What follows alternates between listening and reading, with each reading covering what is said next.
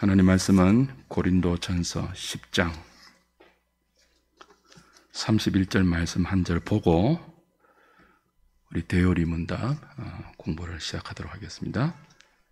신약 성경 275페이지 고린도전서 10장 31절입니다. 우리 같이 한 목소리로 합독할까요? 시작. 그런즉 너희가 먹든지 마시든지 무엇을 하든지 다 하나님의 영광을 위하여 하라. 하나님의 영광을 위하여 하라. 먹든지 마시든지 무엇을 하든지 하나님의 영광을 위해서 존재하는 사람들이 그리스도인이고 그 고백으로 세워진 교회가 장로교회입니다. 개혁교회와 장로교회의 신앙 고백의 원천이 되는 구절이죠. 대요리 문답, 소요리 문답 1문에서부터 인생의 본분이 무엇이냐라는 물음에 하나님을 영화롭게 하고 그렇게 답이 시작되지 않습니까? 그리고 영원토록 그를 즐거워하는 것이 인생의 본분인데요. 하나님을 영화롭게 하는 것. 먹든지 마시든지 우리의 존립 이유가 주의 영광을 위해서 존재한다는 이 신앙의 근본이 많이 희석되고 있죠. 주의 영광을 위해서 존재하지 않고 나의 행복을 위해서 하나님을 찾는 신본주의에서 인본주의로 급격하게 신앙의 방향이 바뀌고 있습니다. 그래서 이런 시대 속에서 잊혀지고 있는 교리를 교회가 함께 공부하고 배우는 것은 굉장히 의미가 있고 또 반드시 해야 하는 과제이고 또 우리 후손들에게 계승해 주어야 하는 우리의 책임이기도 합니다. 그런 의미에서 코로나 때문에 2년 동안 하지 못했던 대요리 문답 공부가 다시 이렇게 시작되게 되어서 의미가 있고 이 공부에 하나님께서 함께해 주셔서 많은 유익을 얻을 수 있으면 좋겠습니다. 우리 낮예배 1, 2부도 평소보다 한 3분의 1가량이 못 나오셨어요. 문자가 오고 또 들려오는 소식에 의하면 이제 오미크론 확진이 남의 일이 아니고 우리의 일상이 되었습니다. 아까 기도할 때도 제가 언급했지만 조심들 하시고 또 너무 두려워하지 말고 담대하되 조심하는 확진돼서 고통 중에 있고 어려움을 겪고 있는 지체들을 위해서 여러분이 기도해 주시기 바랍니다. 그리고 여러분도 이제 그 일상을 사실 때 이게 전파력이 너무 강하니까 그 식당 같은 거 가실 때 그런 그 장소에 가실 때 좀 많이 조심하시고 그랬으면 좋겠습니다. 자, 우리가 2년 만에 대요리 문답 공부를 하니까요. 오늘 유인문을 제가 나눠드렸는데요.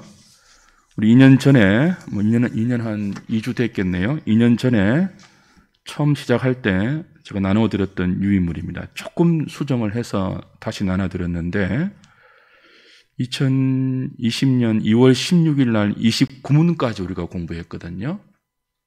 그러니까 2년하고 한 보름 지났죠. 그 29문까지 하고 30문을 할 차례인데 2년 지났으니까 다 잊어버렸을 것 아니에요? 그래서 개요를 오늘 한번 쭉 대요리 문답의 개요를 쭉 살핀 후에 다음 주부터 30문으로 이어가도록 하겠습니다. PPT를 한번 띄워주시면요. 집에서 영상으로 참여하시는 분들도 PPT 보시면 되겠습니다.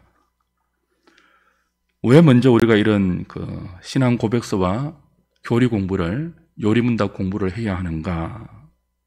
그 생각부터 좀 해야 되겠죠. 일단 우리가 장로교회에 몸담고 있지 않습니까? 웨스트민스터 신앙 고백서, 그 신앙 고백서를 요약한 대요리 문답과 소요리 문답은요, 장로교회의 근간이에요. 그래서 장로교회 교인들이라면 누구나 할 것 없이 남녀노소 할 것 없이 모두가 이 신앙 고백서와 대교리 문답과 소교리 문답을 배워야 돼요. 교회는 가르쳐야 돼요. 왜냐하면 역사적으로 개혁교회와 장로교회는 고대 신조들을 통해서 끊임없는 거짓 교회들의 이단적인 가르침에서 교인들을 보호해 왔습니다.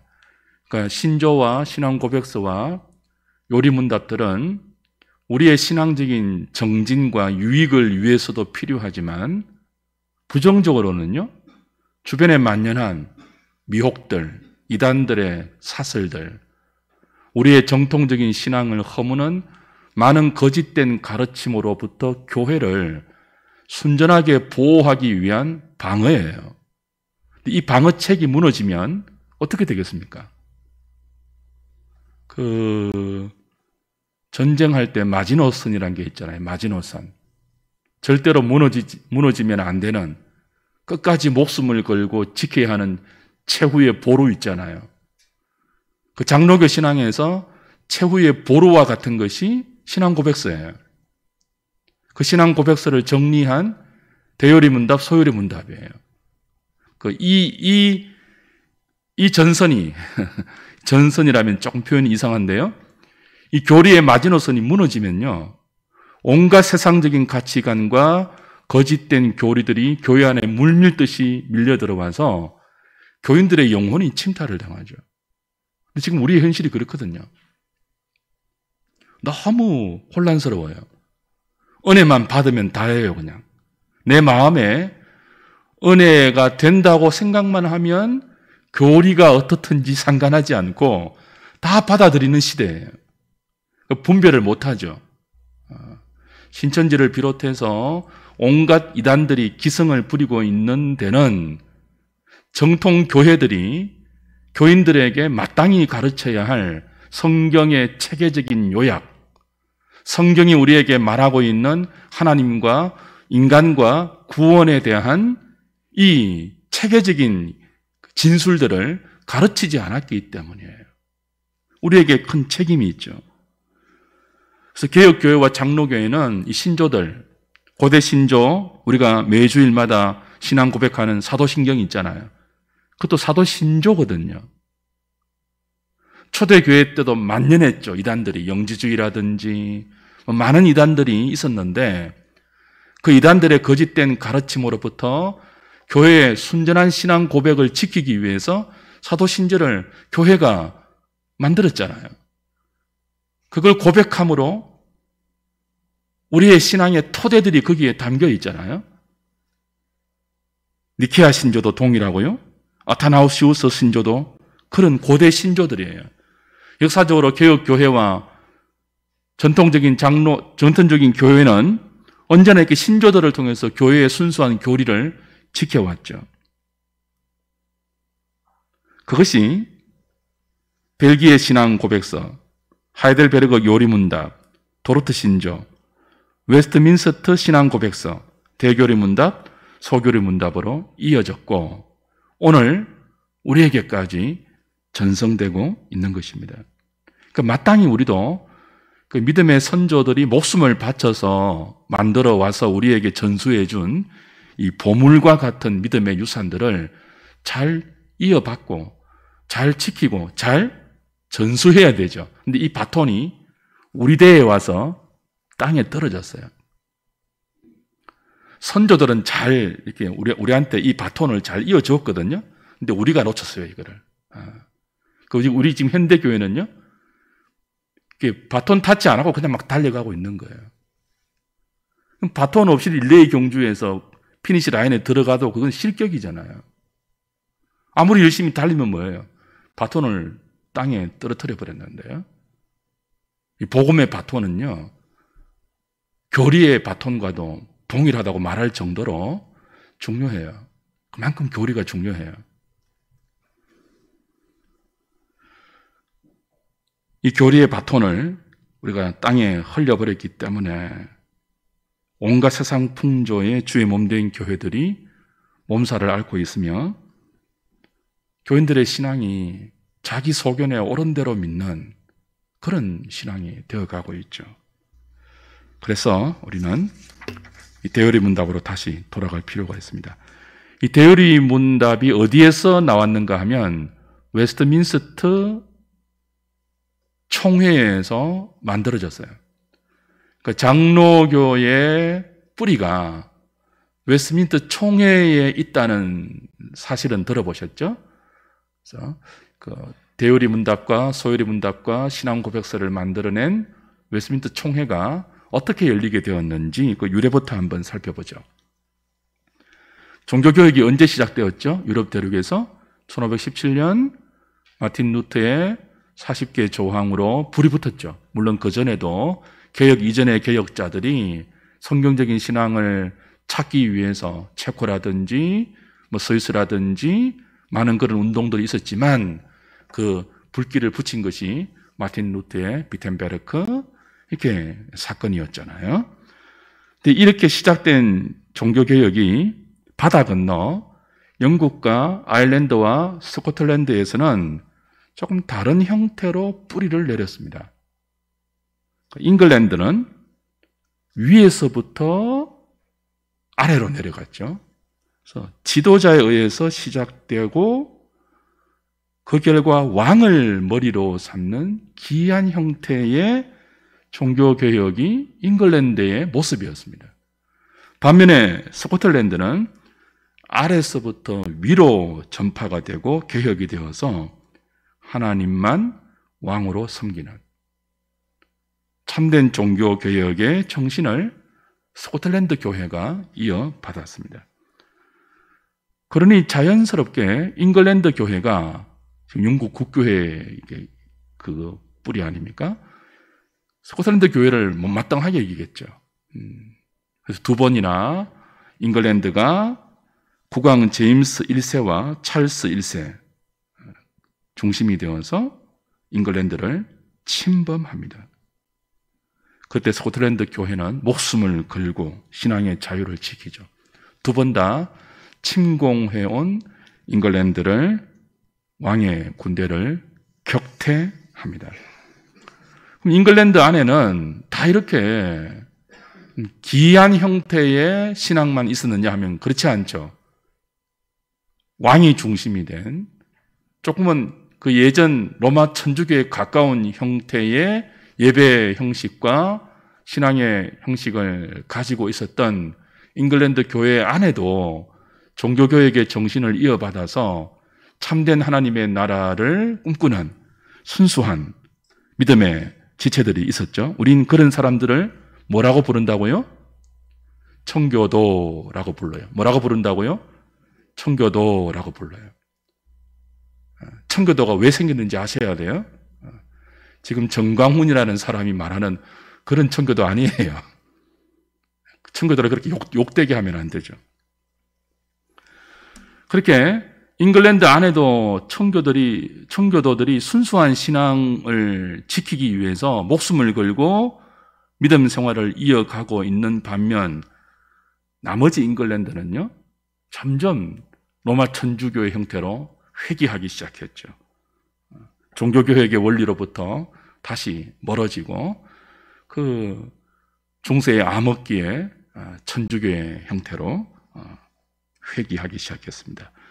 청교도들이 그런 잉글랜드 내의 신앙의 형태의 아픔을 겪다가 깃발을 들고 신앙의 자유를 찾기 위해서 일어나죠. 유명한 청교도 혁명이 일어납니다. 일명 잉글랜드 내전이라고 불리는. 그래서 의회파와 왕당파가 전쟁을 하게 됩니다. 찰스 1세를 따르는 왕당파, 청교도들이 주축이 된 의회파, 이 전쟁이 일어나죠. 청교도 전쟁, 잉글랜드 내전이 일어날 때 스코틀랜드 교회가 청교도들을 도우기 위해서 군대를 파병합니다. 신앙의 자유를 지키기 위해서 우리의 형제, 믿음의 형제, 청교도를 지켜야 된다고 군대를 파병하는데 무엇을 답니까? 전제를 달아요. 조건을 달아요. 그 전제가 뭐죠? 잉글랜드 교회와 청교도죠. 스코틀랜드 교회에 일치되는 신앙의 고백서 작성을 근거로 하고 군대를 파병해서 도와주는 거예요. 웨스트민스터 총회는 이렇게 스코틀랜드 교회가 군대를 파병한 조건, 그 조건을 신실하게 실행하는 과정에서 총회가 열리게 되죠.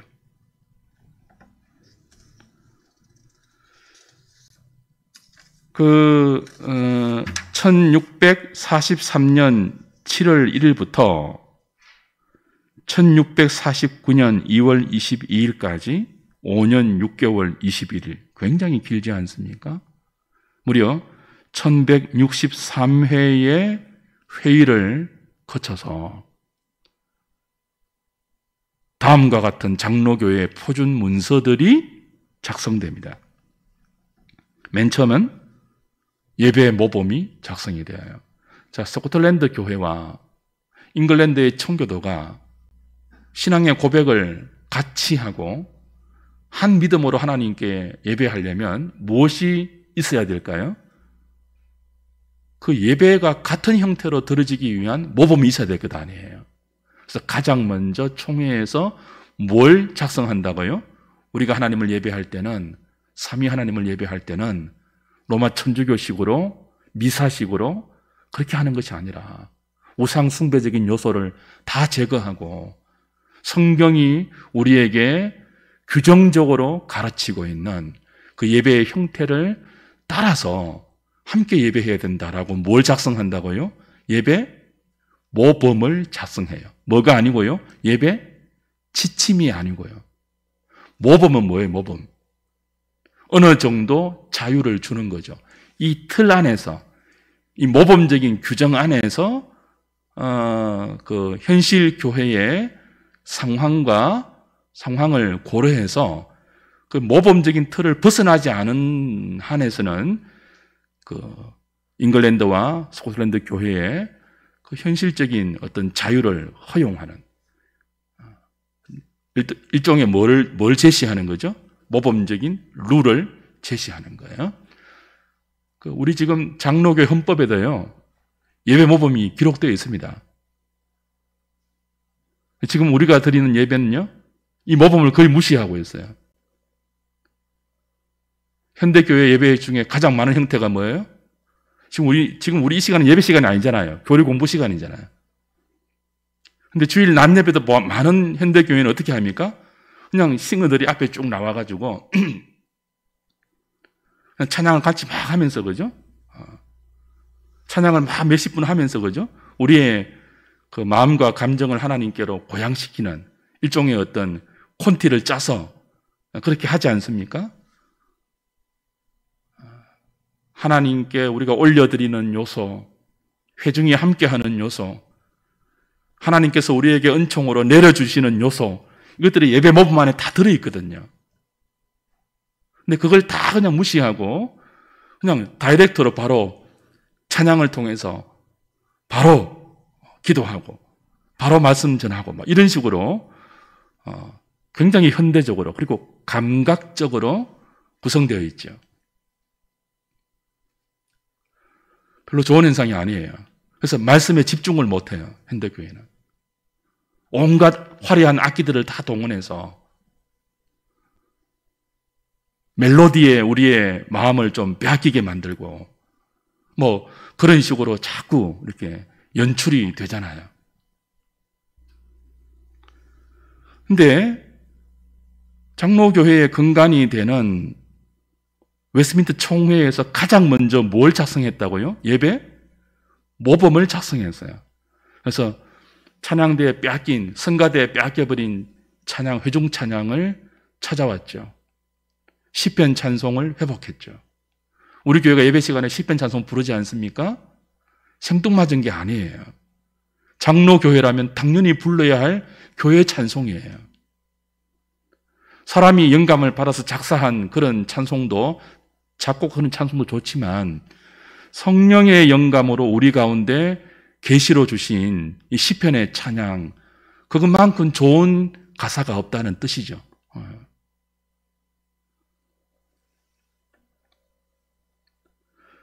가장 먼저 예배 모범을 만들었고, 그 다음 뭘 만들었죠? 장로교 정치를 1646년에 작성했습니다. 장로교 정치. 여기 정치가 뭘까요? 지금 대선처럼 뭐 이런 정치예요? 그게 아니고요. 장로교 정치라는 말은, 여기 정치라는 말은 교회의 머리가 누구냐 하는 것들을 다루는 거예요. 자, 천주교는 어떤 정치예요? 교황 정치죠. 교황 정치. 무슨 뜻이에요? 교황이 교회의 머리이다, 그런 뜻이에요. 그걸 개혁하고 나온 것이 개신교 아니에요. 교황이 인간인데 어떻게 주의 몸된 교회의 머리가 될 수 있겠습니까? 그럴 수 없다라고 나온 게 개신교 아니에요. 종교개혁 아니에요. 그래서 정치는 교회의 머리가 누군가라고 할 때 개신교는 어디에 다 통일된 의견을 갖고 있죠? 교황은 아니다. 누가 머리라고요? 그리스도가 교회의 머리다라는 데는 일치해요. 근데 어디에 차이를 보이죠? 그리스도가 교회의 머리로서 몸된 교회를 다스릴 때 어떻게 다스리는가는 차이를 보여요. 장로교 정치는 뭐예요? 직분을 통해서 가르친다는 원리예요. 그리스도, 우리 많이 배웠죠? 그리스도가 뭐예요? 예수는 뭐예요? 예수님의 이름이잖아요. 그리스도는 뭐라고요? 이름이 아니고 직분을 의미하죠. 기름 부음 받은 자, 메시아, 직분이에요. 그러니까 예수 그리스도가 몸된 교회를 다스릴 때 직분을 통해서 다스린다는 거예요. 구약에 기름 부음 받은 직분이 세 직분이 있지 않습니까? 왕, 제사장, 선지자. 그 예수는 우리의 구원자인데 직분을 통해서 구원하시거든요. 성경 전체가 가르치는 예수의 중보자, 구원자는 이 직분을 통해서 우리에게 구원을 베푸세요. 왕으로 다스리면서, 선지자로서 진리를 우리에게 가르치면서, 제사장으로 하나님과 우리 사이에 화목의 다리를 놓으면서 그렇게 죄인들을 구원한단 말이에요.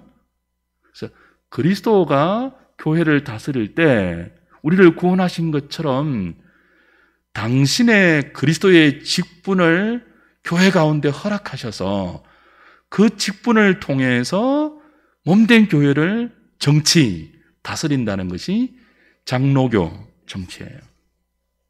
그래서 목사, 장로, 집사라는 이 교회의 삼중 직분이 예수의 그리스도 되심을 온전히 반영하면서 그 예수님이 교회를 다스릴 때 이런 직분을 통해서 다스리니까 그 직분자들이 직분을 성경적으로 잘 수행해서 이 교회가 하나님의 나라를 표방할 수 있도록 그렇게 그리스도의 다스림을 우리가 믿음으로 순종하며 나아가는 교회가 장로교회예요.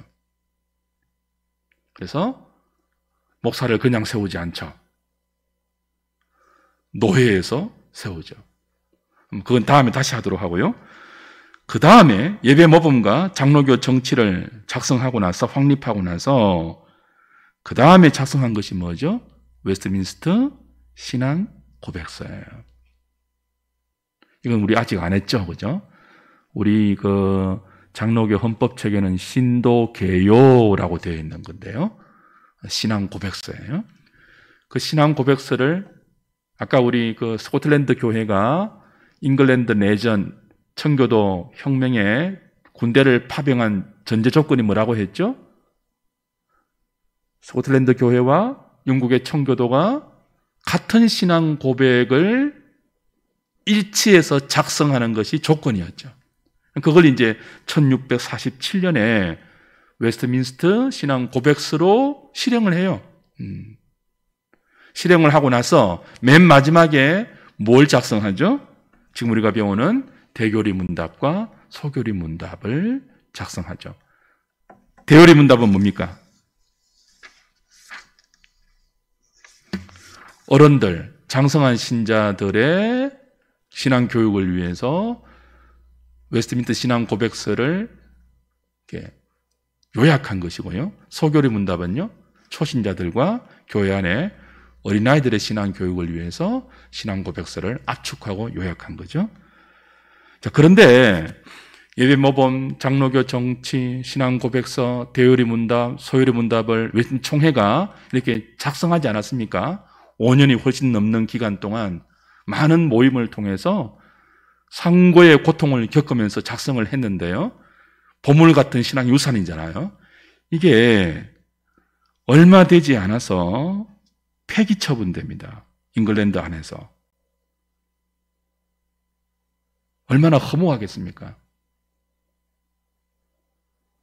목숨을 걸고 군대를 파병하고 내전을 하면서까지 만들어낸 신앙 고백서와 예배 모범과 장로교 정치와 대소요리 문답인데 그냥 한순간에 폐기되어 버리거든요. 그러나 하나님은 그냥 두지 않죠. 그 총회에 참석했던 청교도 총회원들, 스코틀랜드 장로교회 총회원들이 많은 사람들이 처형되고 국외로 추방되었지만 하나님은 웨스트민스터 총회를 통해서 확립된 예배 모범과 장로교 정치와 신앙 고백서와 대요리 문답과 소요리 문답이 스코틀랜드 교회와 아일랜드 교회에서 공식적으로 채택할 수 있도록 섭리하셨습니다. 그리고 그 잉글랜드의 핍박을 피해서 신대륙으로 이주한 청교도들도 이 신앙 고백서와 예배 모범과 장로교 정치, 대소요리 문답을 함께 가지고 가서 그 안에서 교회를 만들었죠. 미국 장로교회, 그리고 호주 장로교회.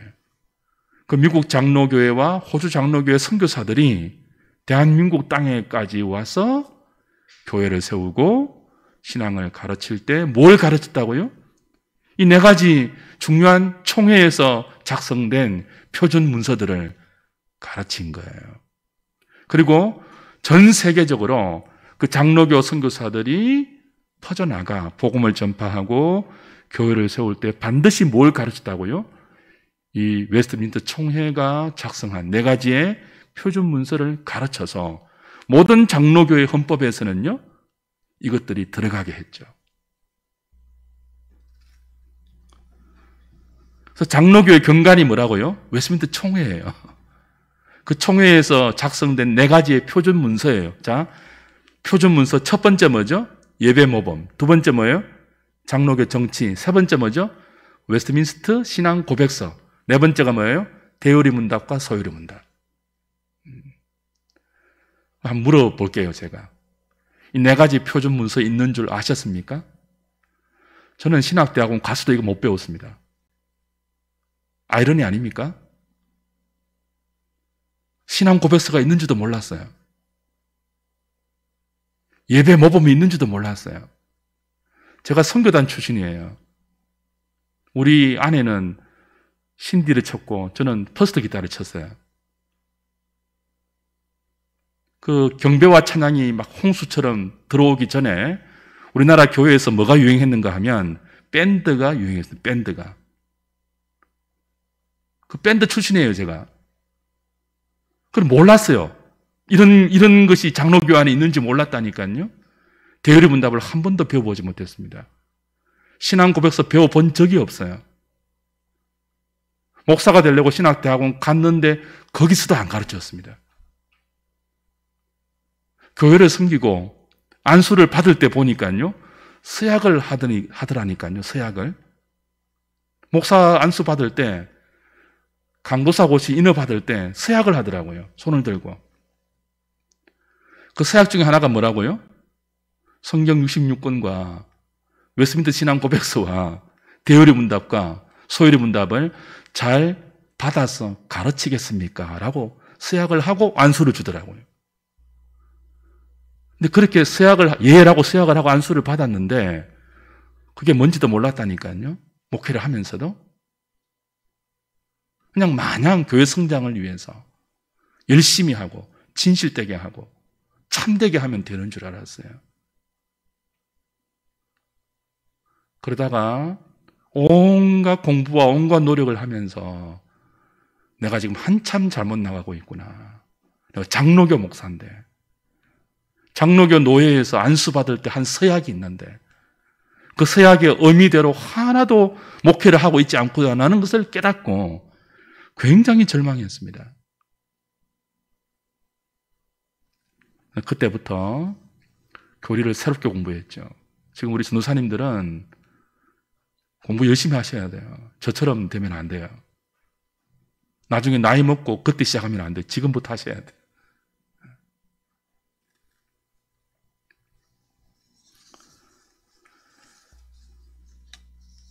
대교리 문답을 어디서도 배워보신 분이 많지 않을 거예요. 우리 교회 교인들도 그런 소리, 우리 교회가 한 10년 넘게 지금 교리 공부를 하고 있는데요. 목사님 이런 공부 처음 해봅니다 하는 분들이 많아요. 대부분이에요.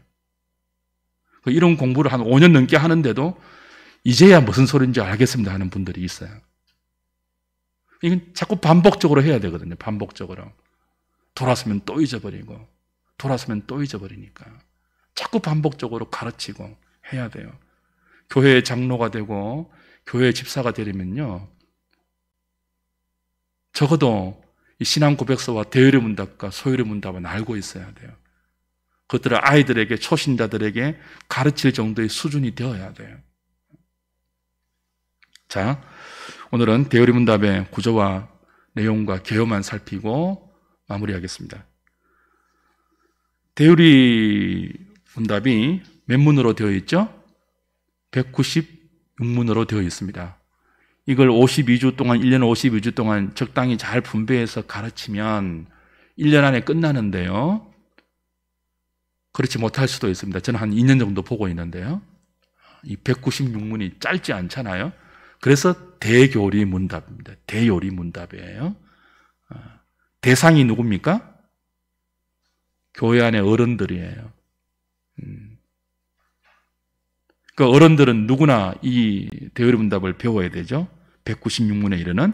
근데 196문이지만 크게 분류하면 1부와 2부로 분류할 수 있습니다. 1문부터 90문까지는 신앙의 내용에 해당되는 일부예요. 그러니까 반드시 알아야 할 믿음의 내용들, 신자가 반드시 알아야 할 믿음의 내용들, 그것이 1문부터 9문이에요. 2부는 90문이고 91문부터 196문까지 상당히 더 길죠.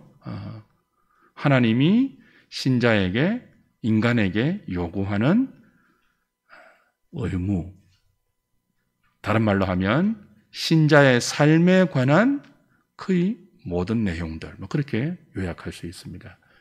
그 1부는 교리죠. 우리가 믿는 하나님이 어떤 분인지, 그 하나님이 우리에게 어떻게 구원을 베푸셨는지 교리이고, 2부는요, 그 삼위 하나님의 은총으로 구원받은 신자들이 어떻게 살아야 하는지 삶에 관한 내용입니다. 1부가 1문부터 90문까지인데 10과로 구성이 되어 있습니다. 여러분 유인물 받으신 것을 보면 상세하게 다 제가 타이핑을 해놨습니다. 다 살피지는 못하고 오늘 PPT를 중심으로 해서 좀 개요를 알려드릴게요. 1과부터 10과까지 1부가 구성이 되어 있는데 1문부터 5문까지는 전체, 대교리 문답 전체의 서론에 해당되어요. 그래서 1문이 뭐라고 시작된다고요? 사람의 제일 가는 본분이 무엇이뇨? 라고 물어요. 이건 우리 많이 배웠잖아요. 그죠? 답이 뭐예요? 하나님을 영화롭게 하고 영원토록 그를 즐거워하는 것이 인생의 본분입니다라고 답을 해요. 하나님을 영화롭게 한다는 답이 나오잖아요. 이 교리문답은요, 캐티키즘은요, 문답의 형식으로 진행이 되기 때문에 굉장히 논리적이에요. 1부에서 물었던 질문을 2문에서 자연스럽게 이어가면서 꼬리에서 꼬리를 물고 그 논리가 이어지도록 만드는 구조예요. 자, 하나님을 영화롭게 하는 것이 인생의 본분인데, 그럼 하나님이 어떤 분인지 어떻게 알 수 있습니까? 라는 물음으로 2문에서 넘어가는 거죠. 그래서 성경을 보면 하나님의 존재를 알 수 있고, 성경을 통해서 우리는 하나님을 믿을 수 있다라고 성경을 언급하고, 이게 서론이거든요. 그럼 그 성경이 무엇인가라고 이제 3문, 4문, 5문이 연결이 되어요. 이건 조직신학에서 가장 먼저 배우는 신학 서론의 핵심이기도 해요.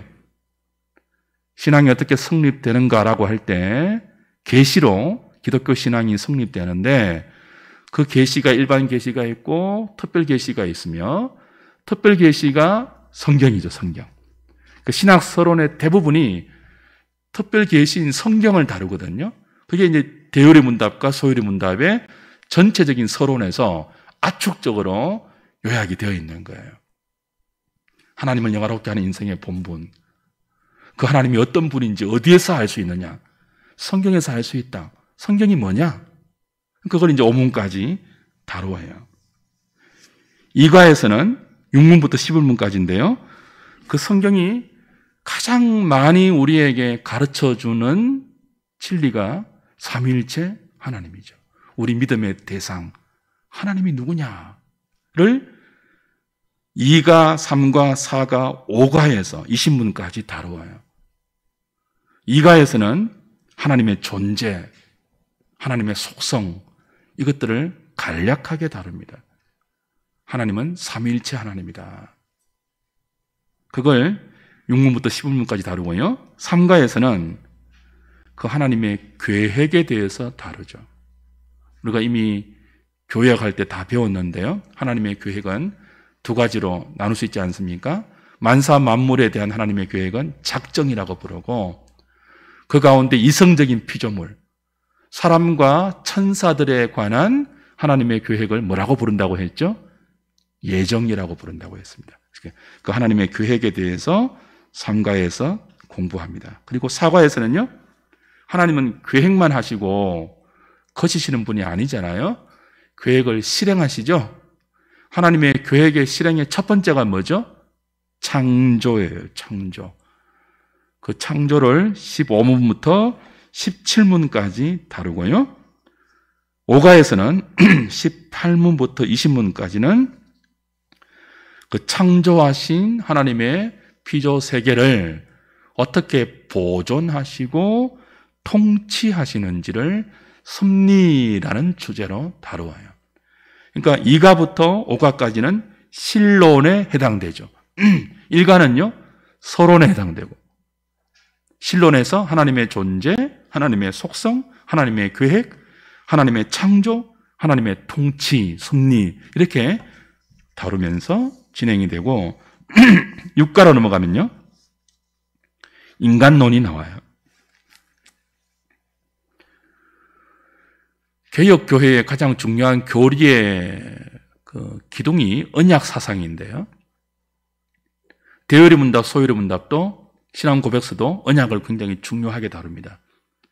그 하나님의 존재와 속성과 계획과 창조와 섭리를 다루고 나서 그 하나님의 인생을 다스리는 구원하시고 통치하시는 섭리가 언약으로 실행이 된다는 거예요. 언약으로. 그냥 무작정 되는 대로 하는 것이 아니라 언약의 경륜에 담아서 당신의 보존과 통치와 섭리를 시행하고 계신다는 거예요. 첫 번째 언약이 뭐죠? 행위 언약이죠. 소위 말하는 에덴 동산 중앙에 있었던 생명을 아는 나무와 생명나무와 선악을 아는 나무, 그 두 나무에 하나님께서 새겨주신 언약, 그죠? 영생과 사망을 담보로 하고 인간에게 허락하신 그 언약. 이건 이제 조직신학에 의하면 인간론에 해당되는 내용이에요. 인간론 전체를 다 담고 있지는 않습니다. 하나님의 형상 뭐 이런 것은 다루지 않지만 인간론에 주된 것이 죄론이거든요. 어떻게 인간이 죄를 짓게 되었고 그 죄가 미치는 파급력과 영향이 뭐냐 하는 죄를 다루는데 행위 언약에서 그 죄와 타락과 타락의 결과와 형벌을 가르치고 있습니다. 하나님이 계획을 하셨고 작전과 예정으로 창조로 그 계획을 실행하셨는데 그리고 그 실행을 보존하고 통치하고 섭리하고 있는데 인간이 뭐예요? 언약을 깨트리고 사망으로 들어갔다는 거예요. 죄의 형벌 아래 있게 되었다는 거죠. 그런데 하나님의 언약은 그것으로 끝나지 않고 은혜 언약으로 이어집니다. 그것을 7가에서 다룹니다. 30문에서 35문. 죄에 빠진 인간을 어떻게 하나님께서 구원해 가실 것인가? 형벌로 끝나지 않고 모두가 형벌 아래에 있는 인생들 중에 누구를 뭐 합니까? 택하여서 누구는 뭐 하고요? 버리고. 여기서 이제 유기와 선택의 이중 예정 교리가 나오죠. 은혜 언약을 7가에서 다룹니다. 그리고 8가에서는 그 은혜 언약을 실행하시는 중보자 예수 그리스도를 소개하죠. 8과 9과 10가는 그 그리스도의 중보 사역에 대한 파노라마 같은 가르침들입니다. 8가에서는 은혜 언약을 실행하기 위해서 중보자로 오신 그리스도의 양성, 본성을 말해요. 하나님이신데 동시에 뭐라고요? 완전한 인간으로 오신. 누구를 위해서요? 우리의 구원을 위해서. 왜 그렇게 오셨다고요? 그냥 오신 게 아니라 언약에 따라서. 그 언약에 따른 중보자로서 완전한 하나님이신 그리스도가 완전한 인간으로 오셨음을 8가에서 다룹니다. 9가에서는요, 그 중보자이신 그리스도가 언약을 실행하기 위해서 어떻게 낮아지셨는가. 그리스도의 비하, 하나님 보좌를 버리고 십자가에 달리기까지 자신을 낮추신 그리스도의 비하와 그리고 그런 그리스도를 높이신 하나님의 섭리, 그리스도의 성귀를 다루고 있습니다. 6가는 인간론이라고 할 수 있다면 7가, 8가, 9가는 기독론이라 할 수 있죠. 예수 그리스도에 관한 가르침이고요. 10가는 이제 1부의 마지막이지 않습니까? 57문부터 90문. 굉장히 긴 분량인데 그렇게 그리스도가 우리를 위한 중보 사역을 하신 결과 우리가 어떤 유익을 얻는가 하는 것들을 구원론과 교회론과 종말론이 다 포함된 그런 긴 가르침으로 요약하고 있습니다. 구원론에서는 57문에서 60문, 66문부터 81문에 나타나는데요. 어떻게 그 예수 믿는 사람들이 그리스도와 연합될 것인가? 유효한 부르심을 받을 때 성령으로 말미암아 그리스도와 연합되면서 이제 그 중보자로서의 유익이 우리에게 실질적인 혜택으로 돌아온다는 구원론이 담겨 있습니다. 그리고 구원의 서정, 그 예수 그리스도의 중보 사역으로 말미암아 이루어진 택자의 구원이 어떻게 성령께서 구체적으로 적용하시는가를 지금 최근에 그 조직신학처럼 그 세밀하지는 않지만, 그죠? 2600년대거든요. 세밀하지는 않지만 구원의 서정을 부르심부터, 유효한 부르심부터 영화에 이르기까지, 성도의 견인에 이르기까지 가르치고 있습니다. 그리고 61문과 65문은 유형교회와 무형교회, 82문과 83문도 이 구원의 서정이 어떻게 유형, 무형 교회를 통해서 우리에게 적용되는가 하는 교회론을 다루죠. 이어서 그리스도의 중보사역의 유익은 죽음과 부활과 최후 심판에까지 택자들에게 미친다는 종말론에 관계된 내용이 84문과 90문까지 이어집니다. 그리고 이제 2부로 넘어가면 구원받은 신자의 삶에 관한 거의 모든 내용을 담고 있죠. 하나님께서 신자에게 요구하시는 의무, 뭐 좀 크게 보면 도덕법이라고 불신자에게까지 하나님이 인생에 요구하시는 의무가 약간 포함되어 있습니다. 그 이유는 거의 대부분 신자에게 요구하시는 신자의 삶의 내용이죠. 7가로 구성이 되어 있는데요. 제1가가 이제 90문에서 99문까지 2부의 서론격입니다. 하나님께서 인간에게 순종을 요구하시고 그 순종을 요구하는 것이 보편적인 도덕법 안에 들어있다. 그리고 이것이 신자들에게는 십계명으로 규정화되었다라고 가르칩니다.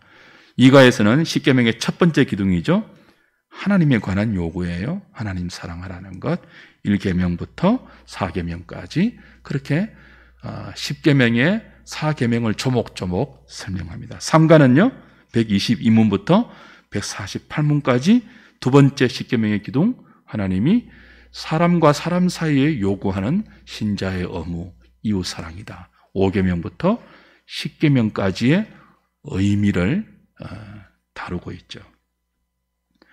4가는 무엇을 다루고 있습니까? 이렇게 완전한 순종을 요구받는데 하나님 우리에게 완전한 순종을 요구하시잖아요. 요구하시죠. 근데 그 순종을 요구받는 우리의 상태가 어떻냐 하는 것들을 4과에서 2부의 4과에서 다룹니다. 우리의 상태가 어떻게 되어 있다고요?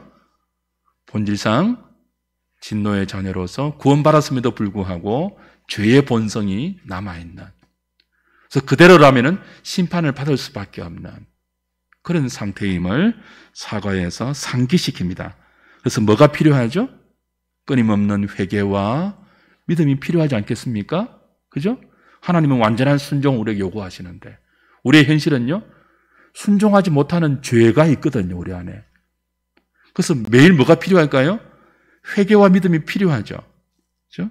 그리고 하나님의 은혜가 필요하지 않겠습니까? 하나님이 요구하시는 것이 순종인데 우리의 현실은요, 구원받았음에도 불구하고 순종이 안 되는 현실이잖아요. 죄의 본성이 남아있는 현실이잖아요. 그 순종이 안 되면은 공의로운 하나님에 의해서 심판받아야 되잖아요. 그럼 어떻게 됩니까? 끝이면 안 되잖아요. 하나님 뭘 허락하시죠? 회개와 믿음과 은혜를 계속 허락하셔서 그 은혜의 방편들을 통하여 우리가 끊임없이 회개할 수 있도록, 끊임없이 믿을 수 있도록, 끊임없이 용서받을 수 있도록 교회 가운데 뭘 허락하신다고요? 은혜의 방편을 3가지로 허락하시는데 그 3가지 중에 첫 번째가 순전한 말씀의 전파, 말씀이에요, 말씀. 그것이 6과, 제5가 말씀의 방편이라는 것이 제5과에서 집중적으로 다뤄지고 6과에서는요 161문부터 177문까지 두 번째 은혜의 방편인 성례, 성찬과 세례의 의미가 무엇이며 성찬과 세례는 어떻게 들어야 하는가를 다룹니다. 무엇과 대조해석했습니까? 로마 천주교 7성례를 가르치는 그 7성례가 직접적인 구원의 방편이라고 가르치는, 거기에 비해서 우리 개혁교회는요, 성례는 2가지밖에 없다. 세례와 성찬밖에 없는데 이건 구원의 방편이 아니라 뭐라고요? 은혜의 방편이다 라고 가르치는 거죠. 세 번째 은혜의 방편이 뭐죠? 7과에서 다루는 기도예요. 178문부터 196문까지. 자, 하나님 우리에게 뭘 요구하신다고요? 순종을 요구하세요. 우리 로마서 1장 할 때 이미 배웠죠. 사도의 직분이, 바울 사도의 직분이 이방인의 사도로서 복음을 전파하고 그 복음이 전파되는 곳에 믿음이 생기는데 그 믿음은 무엇을 향한다고요? 순종을 향한다고 이미 배웠잖아요. 그러니까 하나님께서, 삼위 하나님께서 언약에 의해서 죄에 빠진 우리를 구원하셨잖아요. 구원의 서정을 통해서 구원하시고 무형교회로 세워주었잖아요. 그리고 우리에게 뭘 요구하신다고요? 사랑의 근거한 순종을 요구하시는데 우리의 현실은요? 하나님을 사랑하고 이웃을 사랑하는 이 하나님의 요구에 잘 부합하지 못하잖아요. 그럼 심판받아야 될 것 아니에요. 그냥 내버려 두지 않고 뭘 허락하신다고요? 회개할 수 있고 다시 믿음으로 나갈 수 있고 다시 용서받고 다시 순종할 수 있는 기회를 은혜의 세 가지 방편에 담아서 끊임없이 교회 가운데 주시고 있는데 말씀과 성례와 기도예요. 그리고 마지막은 그 기도 가운데도 어떤 기도를 가르치죠? 주기도문을 가르치죠. 이방인처럼 중언부언하는 기도하지 말고 바리새인처럼 외식하는 기도하지 말고 주님이 가르쳐 주신 그 기도의 원리와 기도의 내용과 기도의 방향을 잘 배워서 기도하라고 대요리 문답의 마지막은 주기도문으로 끝이 나요. 개혁교회가 기도를 소홀히 하는 게 아니에요. 기도를 굉장히 중요하게 가르치죠. 중요하게 가르치는데 주기도문대로 기도하라고 가르쳐요. 따따따따 랄랄랄라 타락한 종교성이 부추기는 대로 이방 종교에 있는 그런 종교성대로 지성이면 감천이라는 식으로 그렇게 기도하지 말고 우리 산상수훈할 때 배웠죠. 기도는요 누구한테 배워야 돼요? 기도 잘하는 사람한테 배우면 안 돼요. 기도의 교과서가 있잖아요. 주기도문. 기도를 가르쳐 주신 주님에게서 배워야죠. 그게 개혁교회의 은혜의 방편을 사용하는 방식이에요. 제가 이제 교회 목회에 좀 전념하려고 신학교를 올해 2월 달에 제가 사표를 냈습니다. 그 신학교 가르쳐 보면요. 한 10년 이상 가르쳤는데 가장 안 따라오는 게 기도예요. 기도 시키면요. 여기서 저기서 랄랄라 따따따 난립니다. 신학교 가면. 다 신령한 줄 알고. 근데 기도는요. 배워서 해야 돼요. 속에서 막 나오는 대로 하면 안 되거든요. 어떤 종교에도 기도는 다 있잖아요. 기독교는 기도교로 할 정도로 기도가 중요하잖아요. 근데 기도를 바르게 하라고 대요리 문답은 우리에게 가르쳐 줍니다. 그 기도에 모범이 있다. 기도의 교과서가 있다. 기도의 서성이 있다. 인간 서성이 아니고 어디서 기도 많이 해서 은사 많이 받았다는 기도꾼들 아니고 예수님이 가르쳐 주신 그 주기도대로 기도하라고 은혜의 방편을 바르게 가르쳐 주죠. 그럼 기도 잘하셔야 돼요. 열심히 하되 뜨겁게 하되 바르게 하셔야 돼요. 기도하시면서 기도꾼이 되면 안 돼요. 기도 열심히 하면요. 기도에 익숙할 수 있거든요. 저는 처음부터 방언기도 배웠어요. 처음부터 통성기도 배웠어요. 처음부터 산기도 배웠어요. 처음부터 금식기도 배웠어요. 그래서 처음에는요. 통성기도 안 하면은 종교꾼인 줄 알았어요. 근데 나중에 보니까 제가 기도꾼이 되어 있더라고요. 주기도문을 바르게 배우지 못하니까 타락한 종교성을 따라서 어머니 아버지 따라서 산기도 가면서 배운 그런 기도가 거의 전부였습니다. 그래서 오래 기도하면 신령한 줄 알았고 방언 기도하면 영적으로 고급한 줄 알았고 그랬거든요. 근데 그렇지 않죠. 그건 참된 회개와 참된 믿음으로 이끄는 기도가 아니에요. 우리 옛날의 선조들, 할머니, 할아버지들 새벽마다 정한수에 몸을 싣고 손금이 없어질 정도로 지성을 들였던 그 기도 얼마나 지극한 기도입니까? 자손들을 위해서 기도했고 가문을 위해서 기도했던 그 할머니들의 기도가 기독교의 기도 아니에요. 우린 주기도문대로 기도해야 돼요. 하늘에 계신 우리 아버지요. 천지신명께 기도하는 것이 아니고 하늘에 계신 우리 아버지요. 우리 아버지, 내 아버지 정도가 아니고 우리 아버지요. 이름이 거룩히 여김을 받으시오며 하나님의 이름을 먼저 생각하고 하늘에 계신 우리 아버지에게 나아가는 시간,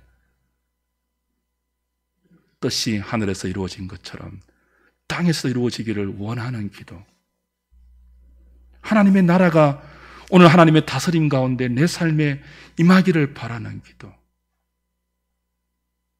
그 기도 먼저 하라고 가르치죠. 우리의 필요를 구할 때 모든 것 구하기 전에 일용할 양식을 구하라 하셨습니다. 그렇게 십계명과 주기도문을 중심으로 해서 신자의 삶을 가르치는 이 대요리문답 잘 배워서 우리가 바른 신자, 건강한 신자, 그리고 바른 교리 아래서 믿음 생활 잘 해나가는 저와 여러분 되면 좋겠습니다.